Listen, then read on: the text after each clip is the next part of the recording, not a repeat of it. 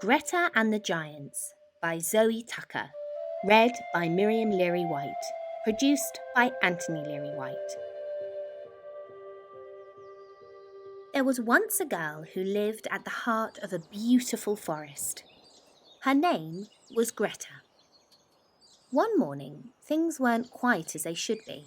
Greta stepped into her garden, and there, huddled together in the shadow of the trees, were all the animals of the forest. A soft, silvery brown wolf stepped forward with his tail low to the ground. "Please help us," he whispered. "The forest is broken, and we don't know where to go. The giants are ruining our home." The giants had always been there, for as long as Greta could remember, but now they were worse than ever. They were huge, lumbering oafs, and they were always busy. They chopped down trees to build homes. They chopped down more trees and built bigger homes. The houses grew into towns, and the towns grew into cities. They built factories and shops and cars and planes. They worked all day and all night until eventually there was hardly any forest left. But the greedy giants had forgotten how wonderful the forest was. They didn't see all the little birds and bugs and butterflies and bears that trembled in the shadows. And no one told them to stop, because everybody was scared of them.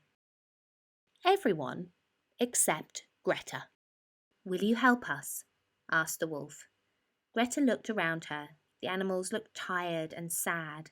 She had to help them, but how? Then Greta had an idea. The next morning, Greta went to the middle of the forest and waited for the giants to come. She stood alone, holding a big sign. The sign said, "Stop." She waited and waited. On the first day, the giants didn't see her. They lumbered on by, and on the second and third too.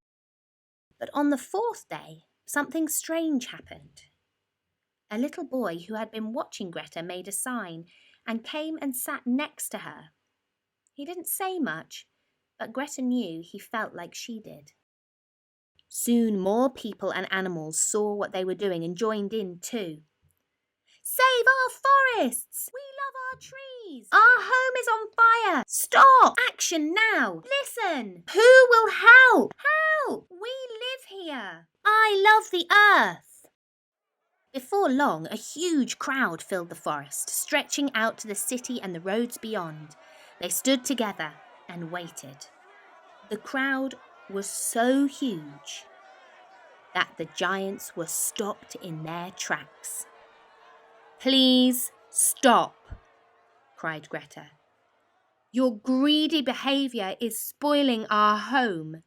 You've broken the trees, trampled the flowers, and now the bees and birds have flown away.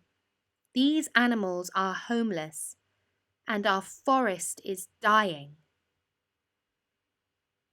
After Greta spoke, everything was silent. But then everyone in the crowd began to shout, "The smoke from your fires is choking the air. Please stop cutting down the trees. You can help plant new ones and mend our homes. We need action now. Save our home. We live here. Help. We need change. We need to take care of our forests and live together. Will you please try?" they all said. The giants shuffled and fidgeted and stomped their feet on the ground. They were embarrassed and a little bit sad. You see, the giants were so busy building, they didn't see what they were doing to the forest or the animals who lived there. The giants felt terrible. "We're sorry," they said, and they promised to try harder. So from that day on, the greedy giants weren't so greedy. They slowed down and learned to sit quietly. They stopped working all the time and instead took up new hobbies. They stopped chopping down trees and learned all about gardening and living in the forest. They cooked, repaired, tidied and shared, and before long, the forest became more beautiful than they could ever have imagined.